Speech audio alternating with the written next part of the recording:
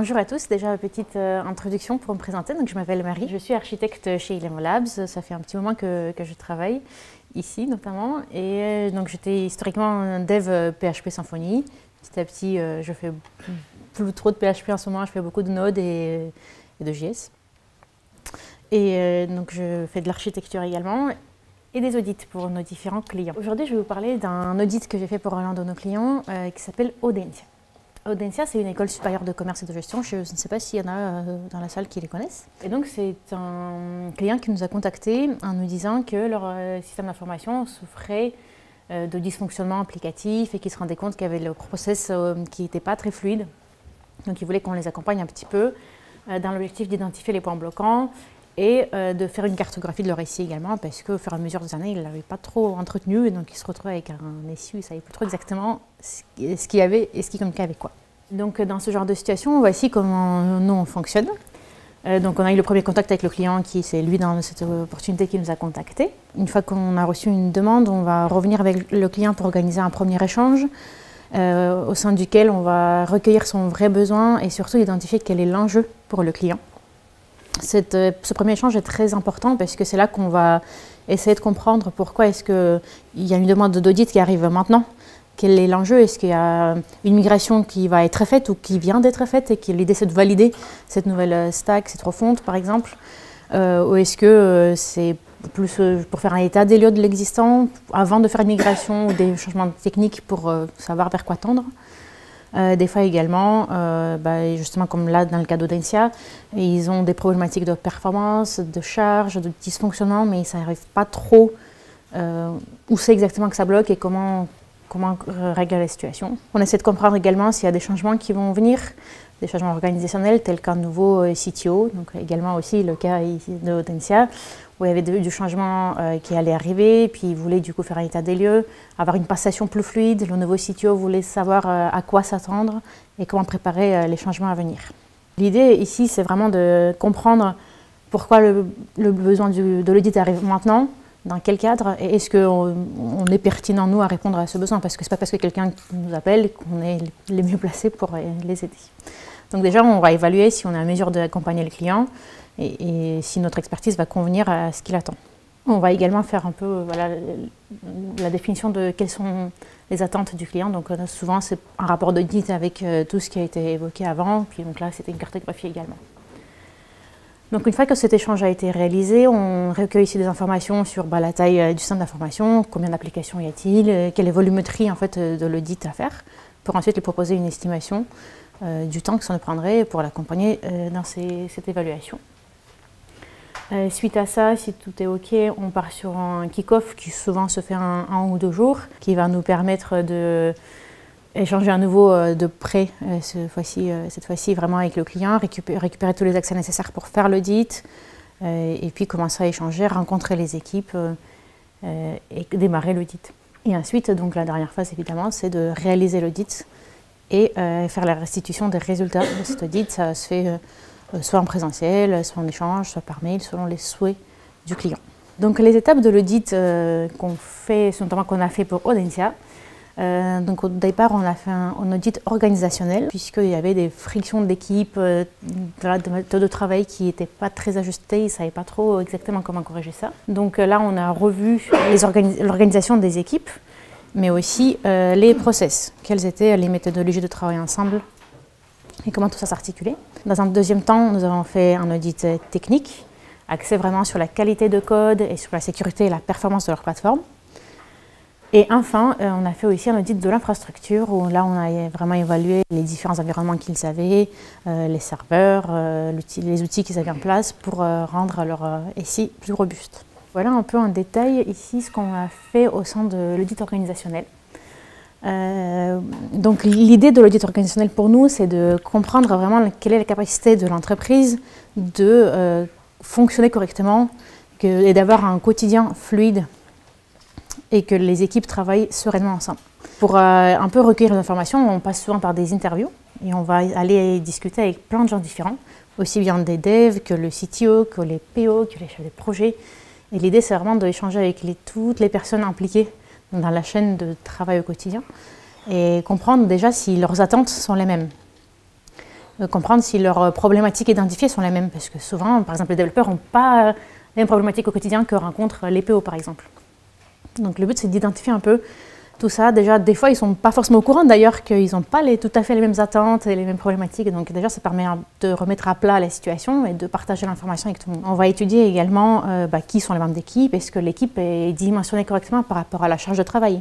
Là, par exemple, dans le cadre d'Audencia, l'équipe était assez petite et surtout, il y avait trop de développeurs front par rapport à la charge de travail qu'il y avait. Alors que les développeurs back, ils étaient vraiment en souffrance parce qu'ils avaient beaucoup de travail, ils n'en s'en sortaient plus en fait. Donc tout ça, l'idée de cet audit, c'est vraiment d'identifier toutes ces petites choses plus ou moins impactantes. On a aussi vu évaluer leur cérémonie agile, parce qu'ils travaillaient en agile, en Scrum. L'idée, ces premiers jours pour l'audit organisationnel, c'est d'être sur place pour vraiment observer les équipes, les échanges, et puis également assister à une cérémonie en tant qu'observatrice, voir un peu comment ça se passe, comment ils font leurs estimations dans le cadre du Scrum, et voir comment les gens communiquent entre eux, comment ils s'organisent. Voilà, vraiment, l'idée, c'est d'observer d'un point de vue externe un peu ce qui se passe dans cette équipe informatique. On va également chercher à comprendre est-ce qu'il y a des développeurs assez plutôt expérimentés ou est-ce qu'il n'y a qu'une équipe de développeurs juniors et du coup il manque de l'expertise, de la confiance dans ce qui est produit. On va chercher à comprendre s'il y a une personne qui est un peu un SPOF, c'est-à-dire que sans cette personne tout s'écroule parce qu'elle détient une connaissance critique qui n'est pas partagée. Est-ce qu'elle a la documentation? La réponse est non, il n'y en a jamais, et jamais assez en tout cas. Donc voir un peu quelle est finalement la robustesse de ce fonctionnement de cette équipe. Et voici donc les problèmes que nous avons identifiés dans le cadre d'Audencia. En fait, ils avaient beaucoup tordu la méthodologie Scrum. Au fur et à mesure des années, ils n'étaient pas trop sûrs de leur point de départ et puis ils ont adapté. Ce qui fait qu'au moment où nous avons fait l'audit, ça ressemblait plus trop à un Scrum en fait. Parce que je vais vous en parler un peu plus en détail plus tard, mais vraiment, ils avaient un peu trop tordu, mais progressivement, du coup, ils ne s'en sont pas tout à fait rendus compte.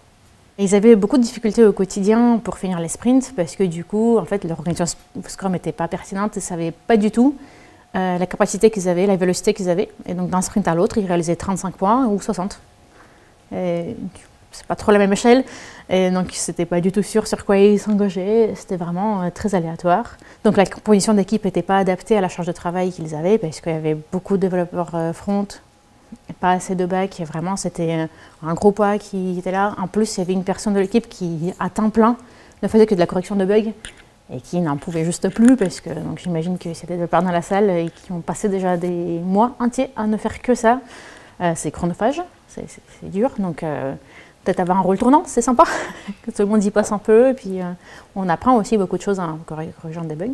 Et donc il y avait un espèce de sentiment d'insatisfaction globale qui était présent aussi bien chez les développeurs, mais aussi chez les chefs de projet, les PO, le DSI, et puis toutes les autres, tous les autres rôles autour de ce système, parce que tout le monde constatait que ça ne marchait pas, quoi. Donc ils avaient tous ce sentiment-là. Par contre, ce qui était génial dans le cadre de Audencia, c'est que tout le monde était très volontaire et très bienveillant. Donc tout le monde vraiment avait envie d'un changement, ce qui n'est pas toujours le cas. Il y a des entreprises où il n'y a qu'une partie des gens qui est mécontente et du coup les autres, ça leur va ce qui est en place, ils n'ont pas envie de changer.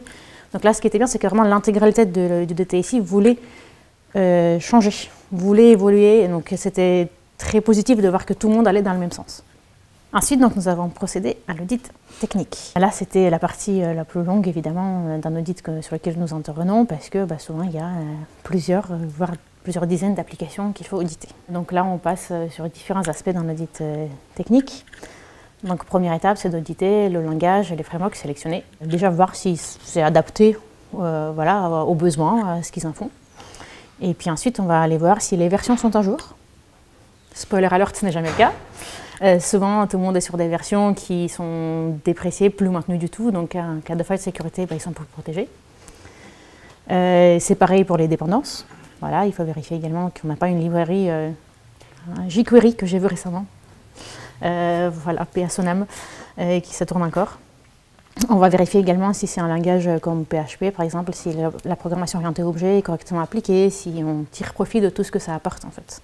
On va profiter pour voir si l'architecture applicative est intéressante, est-ce que c'est de l'hexagonal, du CQRS, du TTT. qu'est-ce qui a été mis en place à ce niveau-là. Et puis évidemment, on va aussi vérifier des design patterns, un peu l'organisation globale de l'application. Est-ce qu'ils ont pensé à utiliser des choses? Est-ce que c'est cohérent? Est-ce qu'ils en ont fait trop des fois? Parce que des fois, on voit aussi des usines à gaz, tout simplement, où on fait beaucoup de choses super, mais que ça apportait peut-être pas grand-chose.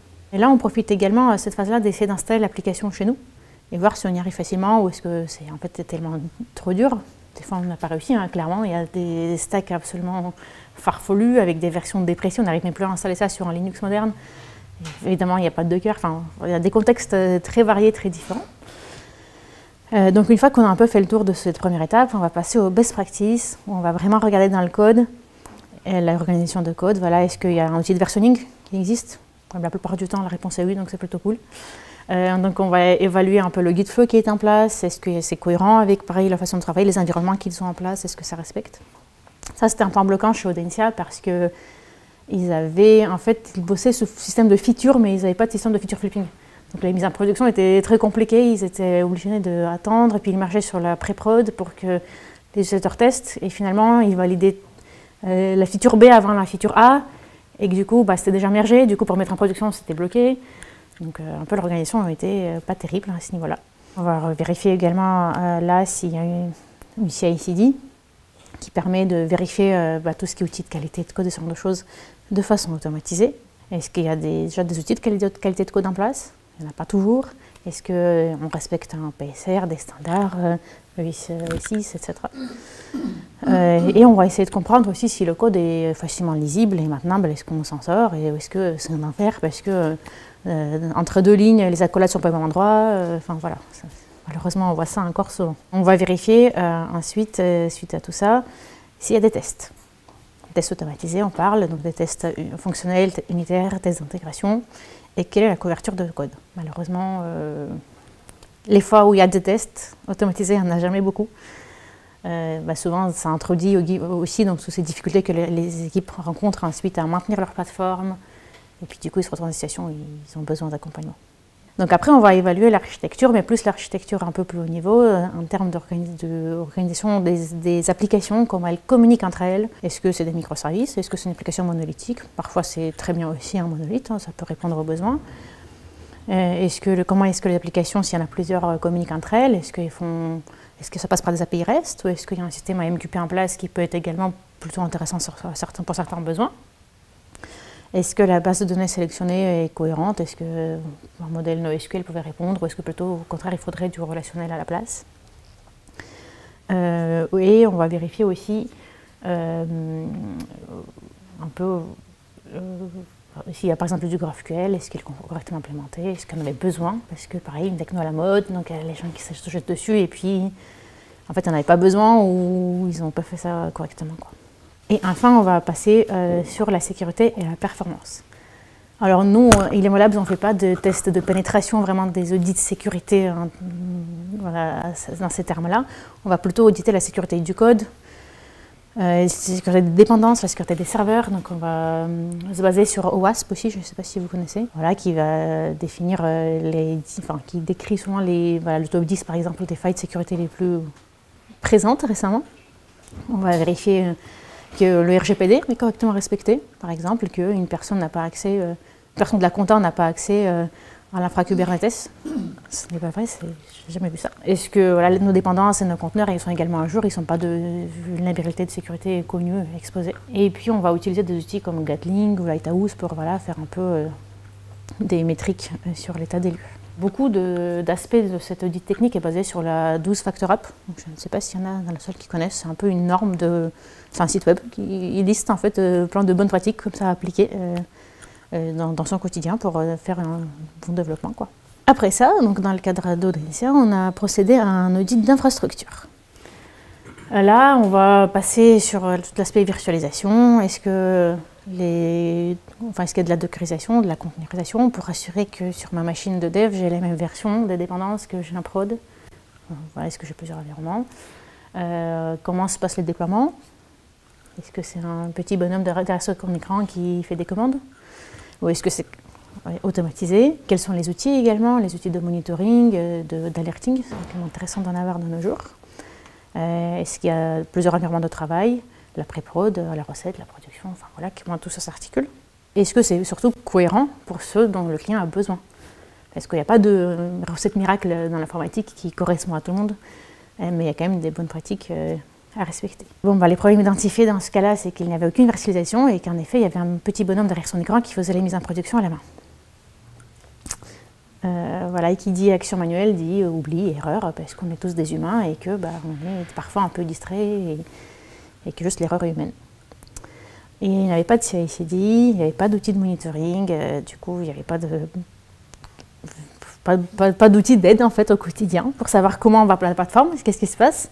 Et du coup, ils avaient des problèmes de performance, des bugs, ils ne savaient pas trop comment débugger. Et quand il y avait un bug, il fallait se connecter au serveur directement avec un SSH et puis faire un tail-f sur ton fichier de log, essayer de débugger et voir ce qui se passe, quoi. Pas ce qu'il y a de plus optimal de nos jours, quoi.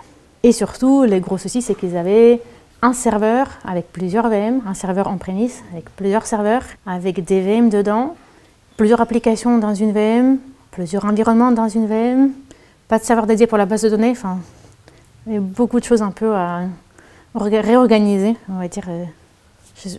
Donc une fois qu'on a fait l'état des lieux et ce constat, on passe au plan d'action, une petite roadmap, une proposition, des modifications par ordre de priorité en fait, surtout à mettre en place. On a revu avec eux dans un premier temps l'organisation de la méthodologie agile pour un peu repartir peut-être un peu de base, de l'adapter à leur organisation mais sans compromettre toute la méthodologie Scrum.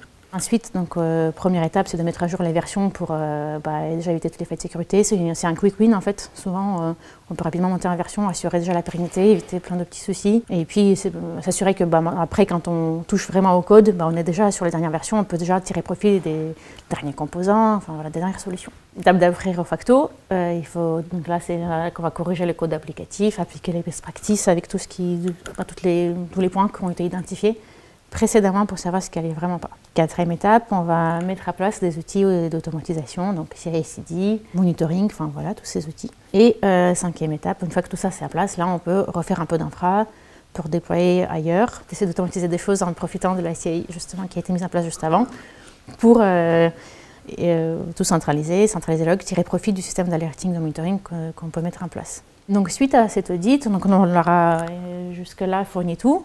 Donc ils ont demandé à Eleven de les accompagner sur les changements de la méthodologie Scrum. On a fait intervenir un Scrum Master chez eux qui est allé, ils sont à Nantes pour info. Donc il s'est allé sur place, il a passé plusieurs jours, semaines avec eux pour déjà observer, refaire des constats sur plusieurs cérémonies. Et puis, donc on est parti sur une base on remet tout à plat, tout à zéro. Toute l'équipe va passer par une formation Scrum pour en fait réviser les bases. Et aussi, il y a eu pas mal de changements d'équipe par rapport au moment où ça a été mis en place, tout ça. Donc aussi, s'assurer que tout le monde a les mêmes connaissances de la méthodologie. Ensuite, alors c'est tout bête, mais revoir la notion de definition of done et se mettre d'accord sur ce que c'est qu'une tâche terminée, puisqu'on n'a pas toujours les mêmes attentes. En tant que dev, PO, chef de projet, enfin voilà. Ça permet d'être sûr qu'on est tous d'accord, qu'on part de la même base et qu'on parle de la même chose, que quand en tant que dev, moi j'assigne un ticket à mon PO, il s'attend à la même chose que ce que moi je pense avoir fait. Donc voilà, ça évite beaucoup de frictions et de conflits dans une organisation. Et puis troisième étape, c'est de en fait, revoir toutes les cérémonies, l'organisation d'un sprint. Donc on a trouvé un rythme un peu qui correspondait à l'équipe et qui permettait une meilleure organisation. Pour vous donner un ordre d'idée, quand j'ai fait l'audit et que je suis allée chez eux, donc ils faisaient des sprints de 2 semaines et chaque semaine, ils avaient un poker planning de 4 heures. Chaque semaine, ça veut dire 8 heures de poker planning par sprint. Et il y avait tous les devs, tous les PO, il y avait 4 PO, tous les autres chefs de projet, toutes les personnes métiers. En fait, il y avait 30 personnes pendant 4 heures toutes les semaines. Je ne sais pas si vous avez déjà fait des réunions de 4 heures à 30. C'est long, très très très très long. Voilà. Et donc la partie code, les améliorations techniques, c'est eux qui ont implémenté, parce qu'ils avaient pas mal de devs chez eux, donc ils se sont réorganisés pour mettre en place ces changements. Et on les a également accompagnés sur les changements de DevOps et d'infra qu'on a mis en place. Donc première étape, c'était de mettre en place une CI/CD. Donc on les a accompagnés pour mettre en place des outils de qualité de code, donc PHP16, des linters, ESLint, il y avait du JS et du PHP chez eux. On a rendu le fait que quand on fait une pull request, chaque fichier modifié devait avoir un test unitaire associé. Du coup, ça oblige à écrire des tests unitaires et ça augmente progressivement la couverture de tests, parce que donc ils n'en avaient pas assez. Et on a automatisé le déploiement pour faire des déploiements continus, pour ne pas éviter de se retrouver avec des tickets qui traînent d'il y a 6 mois, qui n'ont jamais été finis d'être validés, etc. Donc ça oblige aussi tout le monde à travailler correctement et à avancer sur les différents sujets. Ensuite, on a mis en place une plateforme d'observabilité. Donc on a mis une stack Grafana, Prometheus, Loki, Promptail, pour ceux qui connaissent. Donc ça leur permet de centraliser les logs, aller voir ce qui se passe, débugger plus facilement, avoir des dashboards avec des alertes, dire ok, là il y a un pic de 500, il y a un problème, il faut qu'on intervienne, qu'on aille voir ce qui se passe. Donc on a configuré des dashboards de monitoring et puis on a formé les équipes à ces outils parce que malheureusement ils n'avaient jamais eu l'opportunité de travailler avec une stack pareille. Et ensuite on a déplacé leur infra vers le cloud. Donc là c'était un peu plus long, où ils ne savaient pas trop où ils voulaient aller, comment choisir, donc on leur a fait des présentations pour choisir le cloud provider qui leur convenait le mieux. Ensuite, on les a accompagnés pour containeriser les applications, donc faire des dockers partout, etc., donc ce qu'ils ne savaient pas faire. On a configuré l'autoscaling pour mieux gérer les pics de charge, parce que donc, dans leur cas, par exemple, ils avaient une application qui était utilisée pour les concours d'admission, sauf que le concours d'admission, c'est 1 mois par an, donc 11 mois par an, finalement, personne ne l'utilisait, personne n'avait jamais su. Et surtout sur ce mois où il y avait du trafic dessus, c'était la dernière semaine, enfin même les derniers jours, il y avait les résultats de concours où il y avait un énorme pic. Et puis ça ne tournait jamais, parce que c'était dans une VM avec d'autres applications, et voilà. Donc en fait, dans ce genre de situation, un petit outil, une petite fonction serverless, ça fait très bien l'affaire. Et ça coûte vraiment pas cher pour le coup, en plus on fait des économies. Et donc on a fini par une petite formation avec l'équipe pour les mettre à l'aise avec l'infrastructure choisie pour qu'ils sachent maintenir et faire des évolutions dessus parce qu'évidemment en SI ce n'est pas FIJ. Voilà un petit peu le tableau de départ et là où on est arrivé avec ce client. Donc on est parti sur une équipe qui n'avait aucune visibilité sur leur capacité au sein d'un sprint. Ils n'étaient pas du tout sereins dans leur quotidien. Ils avaient une surcharge du coup énorme parce qu'ils s'engageaient au hasard sur un contexte de sprint où ils ne savaient pas du tout où ils allaient et s'ils allaient pouvoir le tenir. Du coup, ils se mettaient beaucoup la pression en fait, au quotidien pour essayer d'avancer. Ils n'avaient pas de test, donc ils faisaient des introductions de bugs. Enfin, c'est vraiment un cercle vicieux. Ils avaient des applications vieillissantes avec des vieilles versions qui n'étaient plus maintenues, qui ne respectaient plus trop les bonnes pratiques. Et surtout, ils ne mettaient plus à jour leur framework, ils n'utilisaient pas les dernières composants, comme par exemple le workflow de Symfony. Ils avaient recollé des trucs à la main qui finalement pouvaient être faits automatiquement. Donc il y avait des régressions récurrentes et des problématiques de charge qu'ils n'étaient pas en mesure de tenir. Après l'audit et l'accompagnement qu'on leur a proposé, on est arrivé à l'organisation d'équipe où en fait ils pouvaient gérer des plannings, des sprints avec des engagements transparents et pouvoir les tenir. Et surtout, ils avaient un burn-down chart qu'ils pouvaient suivre et comprendre ce que ça voulait dire et voir s'ils pouvaient s'en sortir, s'il fallait adapter quelque chose. Ils ont mis à jour toutes les applications et les versions, donc ils ont fait beaucoup de travail de ce côté-là. Donc maintenant, ils avaient un truc beaucoup plus serein, ils se sentaient plus à l'aise au quotidien. Donc le risque de régression était réduit parce qu'ils ont fait beaucoup de tests automatisés, ce qui fait que ils n'avaient plus trop peur quand ils faisaient des mises en prod, donc c'était plutôt rassurant au quotidien. Et puis, avec la plateforme de monitoring, donc ça leur a donné beaucoup de visibilité sur un état des lieux actuels, donc à n'importe quel moment de la journée, finalement, en balançant le dashboard, on sait que si la prod va bien, si elle est en train de tomber, parce qu'il y a des pics de 500 tout le temps, là depuis 1 heure ça s'accumule et il faut aller vite, il faut corriger quelque chose. Et puis l'infrastructure cloud, en fait, elle a beaucoup déchargé l'équipe des plein de tâches manuelles qu'ils étaient obligés de faire au quotidien, sachant qu'ils croulaient déjà sous une charge de travail énorme à côté. Donc vraiment, c'était un soulagement pour eux de ne plus avoir besoin de travailler là-dessus. Donc suite à tout ça et d'autres audits qu'on a menés, on a un peu trouvé des étapes clés pour assurer la croissance et suivre son SI, son évolution. Il est quand même primordial d'avoir des applications optimisées qui sont à jour, de les mettre à jour. Là récemment, on a quelqu'un qui dit « Ah, il faudrait qu'on mette à jour notre application mobile, on est sur Angular 13 ». Donc autant repartir de zéro, je pense, pour être à la version 19, parce qu'il y a tellement de change and break qu'ils ne vont jamais s'en sortir. Assurer une infrastructure fiable. Alors, ce n'est pas forcément du cloud, ça peut être du on-premise, ça dépend du contexte. Mais par contre, il faut quand même être à jour, il faut containeriser, il faut automatiser un maximum de choses. Ça, c'est indispensable. Et ensuite, il faut avoir des processus adaptés parce que les équipes évoluent, les personnes au sein des équipes évoluent, changent.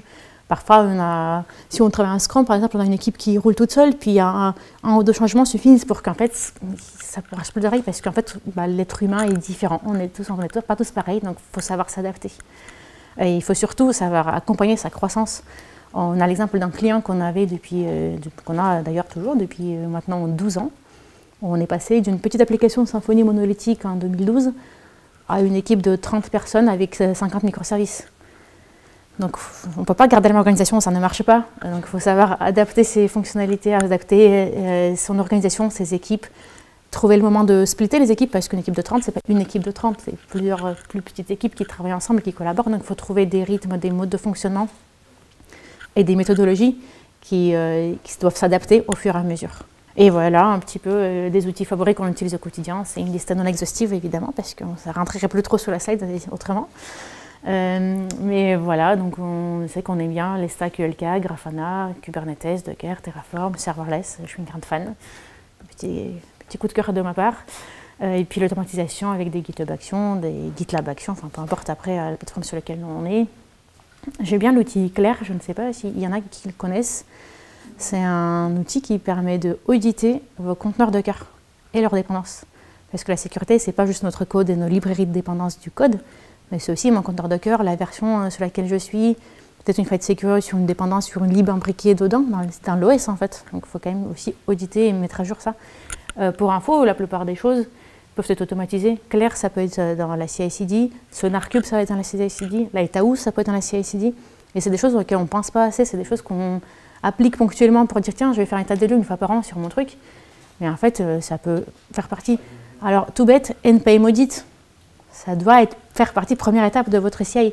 Parce que, en fait, Axios, là, je ne sais pas si vous avez vu, hier, grosse faille de sécurité. Donc, il faut mettre à jour tout le temps. Et il faut que ça bloque vos merges de PR. Oui, c'est parfois pénalisant et pénible parce que du coup, ça bloque un truc qu'on veut faire vite. Et ben, c'est pas grave, un petit fixe de dépendance, c'est pas long, en fait. Donc, il faut s'imposer à le faire progressivement pour ne pas se retrouver avec un Angular 13, du coup. Voilà. Et c'est tout pour moi. Merci pour votre attention.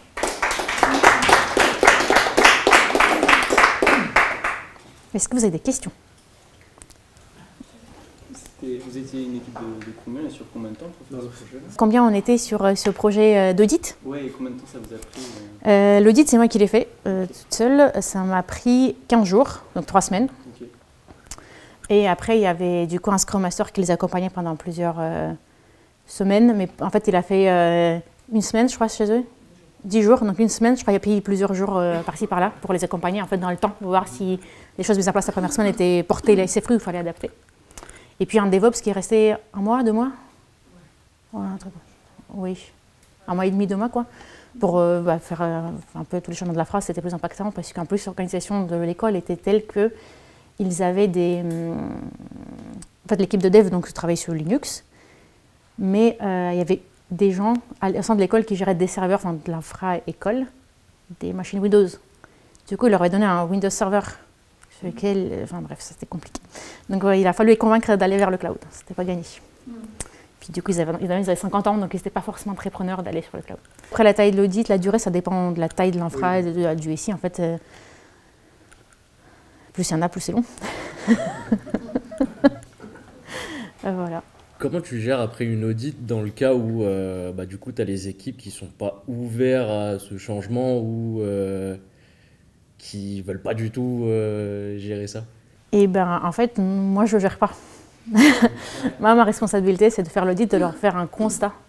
Alors ce qui est entre guillemets chouette dans ce boulot-là, c'est que c'est les bonnes pratiques, c'est pas moi qui les choisis.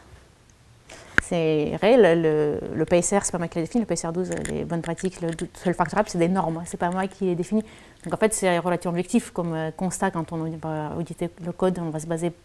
On peut donner son avis évidemment si le client le demande, mais globalement, il faut que ce soit relativement neutre et se baser sur des standards du domaine. Donc toi, tu les donnes, après c'est au client d'en faire ce qu'il souhaite. Bon, après, dans la logique où il a demandé un audit, c'est que potentiellement, il veut changer des choses. C'est rare que les personnes soient vraiment fermées et se disent je suis sûre que j'ai une Rolls-Royce, allez, je vais aller confirmer ça.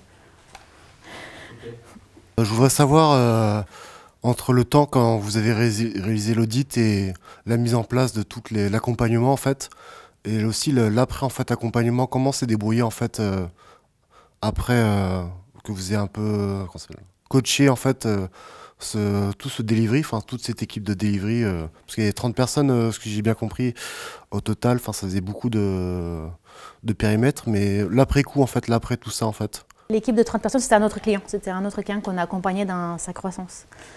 Là, j'essaie de me souvenir, mais je crois qu'entre le moment où on leur a donné le rapport d'audit et ils nous ont sollicité pour les accompagner pour les changements, il s'est passé un mois à peu près, c'était pas très long, c'était assez rapide.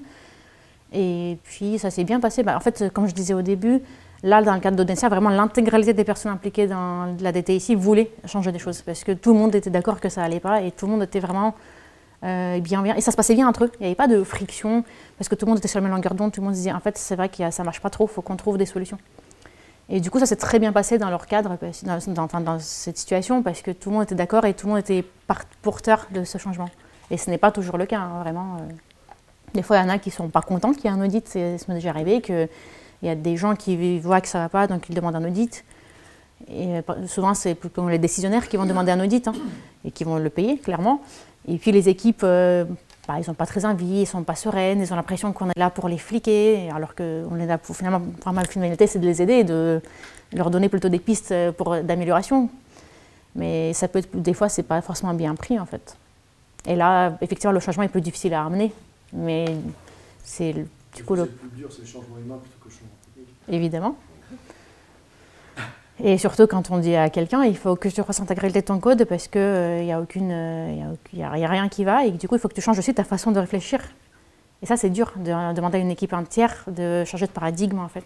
C'est pas évident. Déjà, souvent, il faut les former, il faut les accompagner. Ils vont pas les gens sont pas... Enfin, les gens sont pas malveillants. S'il y a un truc qui est mal fait, c'est souvent par manque de connaissances.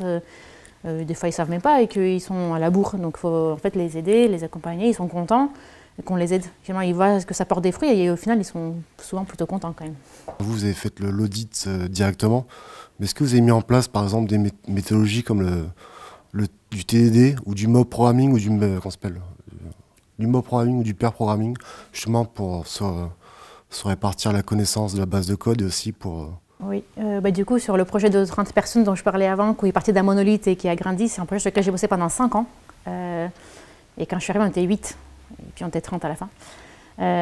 Donc oui, on a été obligés, sur 50 microservices, de faire du pair programming, des mob reviews. On en faisait beaucoup justement pour partager la connaissance, notamment au moins on faisait des gros facteurs, des gros changements. Il faut s'assurer que tout le monde ait la connaissance. On écrivait aussi beaucoup de docs pour donner des guidelines. On ne peut pas maintenir une doc très détaillée à cette échelle d'entreprise, d'équipe. Donc on faisait les guidelines, les infos impactantes dans les docs qui devaient être à jour. Ça faisait partie de notre DOD, en fait. Ça faisait partie des modifications qu'on faisait. Et voilà, et on est obligé. Hein.